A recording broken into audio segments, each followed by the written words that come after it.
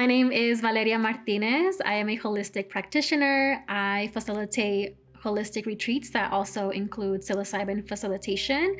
I've been doing that for about 3 years, and that really started with my own personal journey of healing. I was diagnosed with complex PTSD 7 years ago, and I'd been, of course, suffering from the symptoms, depression, anxiety, suicidal ideation, self-harm, for many, many years. And it wasn't until I received that diagnosis, I think, everything kind of aligns in divine timing, as we like to say, for when I was really ready to take some agency in my own personal healing. So there are different types of PTSD. There's PTSD that happens, for example, when we think of veterans. So it happens from these really intense experiences. Oftentimes they're not prolonged, right? It's kind of like a one and done. But with complex PTSD, it usually stems from prolonged experiences of stress and trauma. So a lot of times that stems from childhood experiences, because when you're a child, you have no choice but to kind of be where you're at, and you can't control your environment oftentimes. So most of the time, complex PTSD comes from either childhood experiences or, for example, maybe being in a toxic relationship for like 7 to 10 years. The diagnosis gave me direction to start looking into resources that could help me. I found a lot of research talking about neuroplasticity, in particular with patients that have been diagnosed with PTSD. And that really gave me some direction and understanding that even though my traumatic experiences had impacted my nervous system, my thought processes, that there were still some resources that I could tap into to create some changes in my thought patterns. And in turn, by changing my thoughts, then I could change my external reality. And so a lot of those resources that I bumped into ended up being mindfulness practices. So things like yoga, meditation, breath work, journaling. And so I kind of dove deep into all of it all at once. I started doing very intentional EMDR therapy to really confront a lot of those traumatic experiences. And at the same time, eye movement desensitization and reprocessing, which is a form of kind of exposure therapy. So you recall those most traumatic experiences that are still kind of haunting you. And it's really interesting how our memories and our cells even ignite physiological reactions. So I would go back into those traumatic experiences and even have smells and feelings on my body of what that felt like. But at the same time, I was diving into the more holistic aspects. So I feel like from the beginning of my journey, I've always found ways to intertwine these two worlds together. The ancestral holistic practices, tapping into the ancestral realm, which is, the understanding that we are interconnected beings and that we don't just have this physical realm that exists. There's also a thin veil that's always around us that we're always connected to. But we have been so desensitized and disconnected from our natural world that many of us can't really pick up on those cues. But there are many people that we consider mystics or shamans that are in tune with that natural world. So at the same time, I was learning to practice and tune into that aspect. I remember, I would pray and I would call on my ancestors to support me and give me courage and strength. And then I would go into EMDR therapy. And at the same time, I was in my yoga teacher training. And so then I would show up super raw to my yoga teacher training and move and breathe for 3 to 4 hours. And so I found what really helped me was tapping into somatic practices, somatic meaning connecting the body, but also having elements of connecting the mind from the Western therapy perspective. And of course, with neuroplasticity, now it's very heavily connected with the use of psychedelics, because in the scientific research, that's what they have been known to do to help form new neural pathways and new ways of thinking. And just like many people, when they do it on their own, they find some mushrooms. They oftentimes go into nature with no really real direction. Sometimes people do feel like the only thing that we can do in that moment is write our intentions, and then the rest of it is kind of trust. So when I first sat with this medicine, again, it very quickly shifted from simply seeing it as it creating new connections in my brain, and it connected me to something deeper that is really soul related, connected to the earth, connected to the natural world, and the spiritual realm. And so yeah, very quickly by sitting with the mushrooms, I realized that there was much more to this medicine than just what was happening neurologically in my brain. You were diagnosed. Mm-hmm. What was the timeline between diagnose and going down the psychedelic route? For me, it was pretty fast. I would say it was probably maybe 6 months or so from diagnosis. I really became really empowered by knowing that there are resources out there. It was almost like I was so sick of my shit that I was no longer afraid of the monsters that I was running away from. It was almost like I kind of put on this armor with my ancestors, and I'm like, I'm ready. Let's face this. Let's do this, and kind of move through it. And I would try everything. And I remember, there were so many times where I would have really detrimental panic attacks, and everything would kind of spiral, and it would put me out for days. Like I would be depressed in my bed, or the only way that I really knew how to cope without those coping tools that I had tapped into was to self-harm. That was kind of what brought me back into my body, was that physical pain. But when I started practicing, I would practice yoga 3 times a day. I would meditate, I would journal. There was a moment where I was experiencing a panic attack, and I was beginning to spiral. But for the first time, because I had been tapping into my body more and my breath, there was a little voice inside of me that I like to call like my higher self kind of came through for the first time. My intuition, my voice of intuition came through, and she was like, Valeria, you deserve so much better than this. You deserve better than this. And I had a knife in my hand and I was ready to self-harm. And this little voice kind of came through, and I somehow remembered to reach for my journal. I somehow remembered to tap into my breath, to take deep breaths and start writing and really spilling out all the nonsense that was spiraling into my brain and putting it onto a piece of paper. That really helped me see objectively.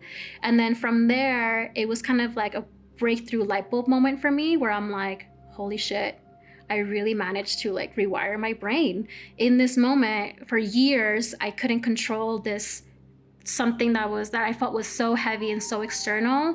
And in the middle of a panic attack, I got a moment of clarity where I was able to recenter myself, and I was really ready to come back to myself.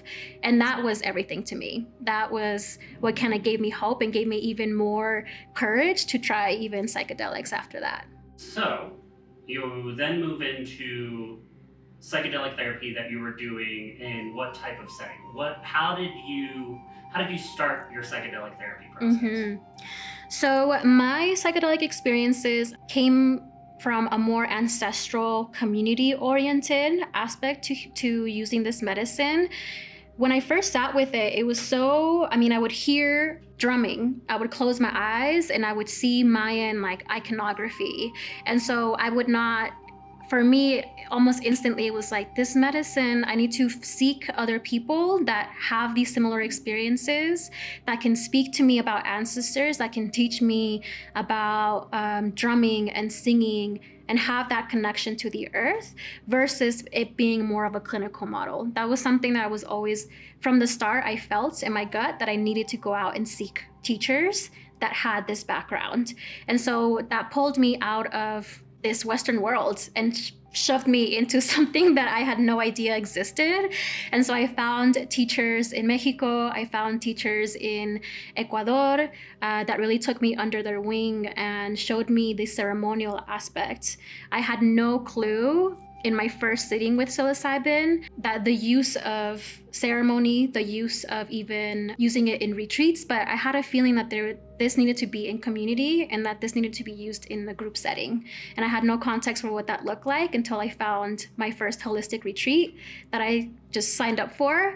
And it was a retreat using wachuma or mescaline. And that's really when all the puzzle pieces kind of came together. That's something that in my soul knew existed, but then I finally saw it in the 3D and I had a reference for it. But it took me seeking outside of the US, and it took me finding it in Mexico and South America for me to really put things together. Tell me what that first experience was for you. Yeah, so I was with a friend who was also interested in learning more about psychedelics from like an exploratory view, versus for me, I knew I wanted to seek internal answers. And so we did some yoga, we did some journaling, we split a huge mushroom. I don't even know how much we took. We split just like a huge mushroom in half. We took it, we were out, in a cabin in the woods, and we decided to just go outside and start walking.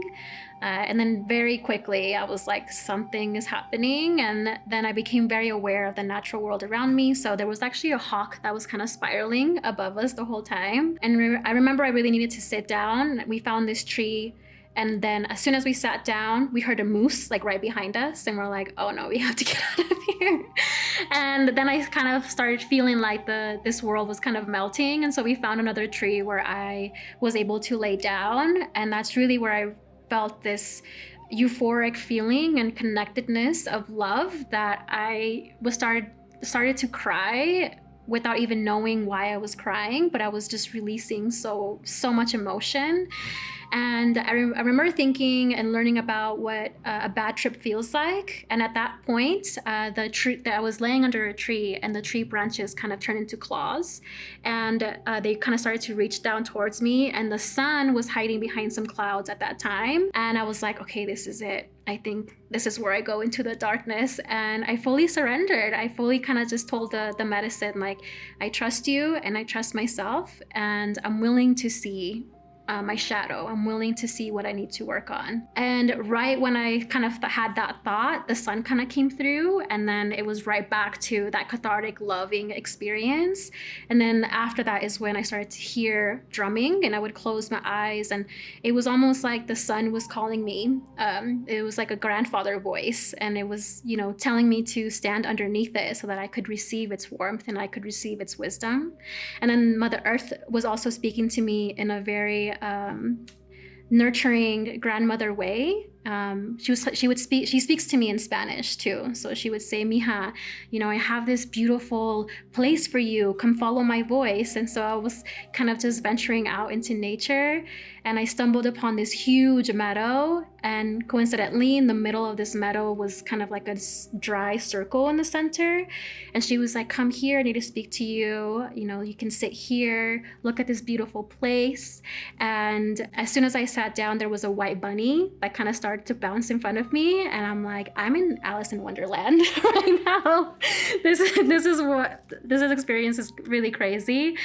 But then she really began to connect me to, she would call us her children. Like, ustedes son mis hijos, you are my children. And, she said, you all are sick and you need help. And what you're going to do is you're going to gather people together, and you're going to bring them here to me, like here meaning the earth and nature. And then I will connect them back to themselves, and I will help heal them. But you are in charge of bringing folks together and bringing them here to me. She said, you are going to be using this medicine and the experiences that you have gone through to be a companion for other people in this way. And at that point, I was like, I'm sorry, I'm gonna give what to who, and you want me to do what? I mean, again, I had no reference for how this would look like or how this concept could really come into fruition. So that was my first trip. So you've now had your first experience. Where is your struggle with complex PTSD now? How did it change after that experience versus 6 months before and 6 months after? I honestly don't really have any PTSD symptoms anymore. The experiences that I have gone through since then have really allowed me to tap into those wounds and tend to those wounds. It doesn't mean that I don't have those experiences anymore, right? It's when you tend to a wound, a deep cut, for example, when you rubbing alcohol into it, it's going to sting, it's going to hurt. I really feel like that was kind of the first iteration of me healing. And it took many cycles, right? Many cycles of EMDR, many sittings with medicine, being in spaces again where I was triggered and those same mindsets would kind of come back so that I could, again, defeat kind of those monsters or those thought processes. But doing it with more awareness and doing it understanding that there are what the resources are that help me. So plant medicine, therapy, community have kind of been pillars for me in that space. And yeah, I can't remember the last time I had a PTSD episode. And again, it was because I think I really believe in the power of love. And when we tend to those wounds and we nurture it instead of punishing ourselves or having those self-defeating thoughts, I would turn to myself and express love and tenderness and patience and compassion. And slowly but surely, that deep cut started to turn into a scab. And then I feel like now it's a scar that I carry still with me, and I love it and I nurture it, but it's not who I am anymore.